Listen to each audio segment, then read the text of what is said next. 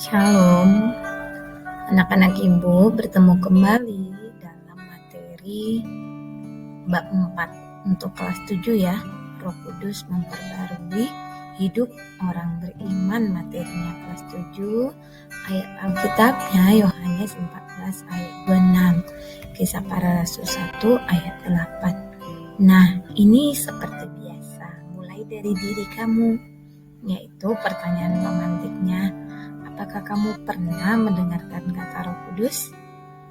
Nah, siapa itu Roh Kudus? Kemudian apa yang kamu ketahui tentang Roh Kudus? Nanti anak-anak ibu silahkan kita bahas pada saat tatap muka ya. Nah, ini tujuan pembelajarannya ada 4. Kamu memahami bahwa Roh Kudus adalah wujud kehadiran Allah serta Yesus naik ke surga.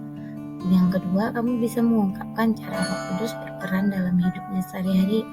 Yang ketiga, kamu dapat menjelaskan ciri-ciri manusia yang dibaharui oleh Roh Kudus.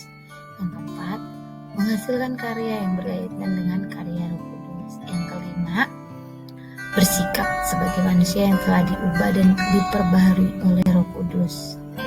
Nah, ini eksplorasi konsep. Yang pertama, Roh Kudus menguatkan orang beriman. Setiap orang Kristen hidup bersama dengan Roh Kudus. Orang Kristen mengimani bahwa Roh Kudus hadir pada saat ia dibaptiskan, yaitu ketika pendeta mengucapkan rumusan yang diakui oleh gereja di segala abad dan tempat. Aku membaptiskan engkau dalam nama Allah Bapa, Allah Anak, dan Allah Roh Kudus. Amin. Sebuah janji Roh Kudus yang sangat penting bagi orang-orang Kristen sejak awal gereja terbentuk. Sejak murid-murid Tuhan Yesus mendapatkan pencurahan Roh Kudus, mereka memperoleh kekuatan yang luar biasa yang memungkinkan mereka berdiri tegak tanpa takut di Yerusalem dan berbicara kepada orang banyak tentang siapa Yesus yang mereka salibkan dalam Kisah Para Rasul 2. Dan Petrus juga ketika berkhotbah, 3.000 orang bertobat. Itu sekali berkhotbah ya. Itulah pekerjaan Roh Kudus. Tuhan Yesus sendiri menjanjikan bahwa Allah akan mengutus Roh Kudus kepada murid, yaitu disebut dengan penghibur dalam Yohanes 14 ayat 26. Penghibur itu dalam bahasa Inggris diterjemahkan sebagai comforter. Kata ini berasal dari akar kata comfort yang berarti menghibur. Kata ini terbentuk dari dua kata dalam bahasa Latin, yaitu kata cum dan forte. Kata cum berarti bersama-sama, sementara kata forte berarti kekuatan.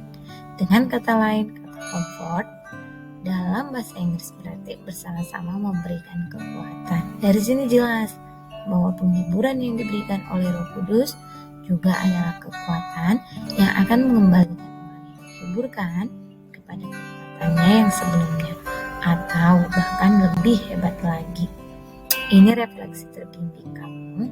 Silahkan baca kitab Kisah Para Rasul 9 ayat 1-19 mengenai pertobatan Paulus ketika ia sedang dalam perjalanan ke Damsyik. Catat, anak-anak ibu mencatat hal-hal yang penting yang ada dalam teks. Kemudian simpulkan bagaimana cara Roh Kudus berperan dalam peristiwa itu. Ini akan dibahas pada saat tatap muka, jadi mohon dikerjakan. Nah, Roh Kudus mendorong kebangkitan gereja-gereja juga. Tanpa kehadiran dan peranan Roh Kudus, banyak gereja yang mungkin akan tetap tertinggal dalam kelesuan dan tidur yang panjang. Roh Kudus yang adalah roh kebenaran yang menguatkan, mengubah serta memperbarui hati dan hidup manusia. Contoh nyata dalam Alkitab yang dapat dijadikan acuan pembelajaran adalah tadi peristiwa Saulus yang kemudian berubah namanya menjadi Saulus. Nah, ini dia ciri-ciri orang yang dibaharui oleh Roh Kudus. Yang pertama, dia akan mampu bertahan menghadapi godaan. Yang kedua, setia membaca Alkitab, berdoa, dan beribadah. Selalu Ibu Nur sampaikan B3, baca Alkitab, berdoa, dan beribadah. Yang ketiga, mengerti apa yang menjadi kehendak Allah. Yang keempat, selalu mengucap syukur dalam segala keadaan. Yang kelima, rendah hati dan tidak sombong. Yang keenam, menerima dan menghargai semua orang tanpa terkecuali. Ada beberapa alasan kita mengucap syukur. Yang pertama, firman Tuhan sudah menegaskan bagi kita bahwa mengucap syukur adalah kehendak Allah, supaya umatnya senantiasa mengucap syukur. Yang kedua, mengucap syukur mendatangkan kelegaan dalam hidup karena kita paham hidup kita berada dalam tangan Allah Sang Pengasih. Yang ketiga, mengucap syukur baik bagi kesehatan mental kita. Oke, anak-anak ibu, ini semua yang sudah ibu jelaskan pada slide ini, mohon jangan lupa dicatat. Dan soal-soal yang sudah ibu berikan itu akan kita bahas pada saat tatap muka. Oleh karena itu, anak-anak ibu jangan lupa dikerjakan. Ada beberapa soal tadi yang ibu berikan. Yang pertama, ada soal di pertanyaan pemantik ada 3.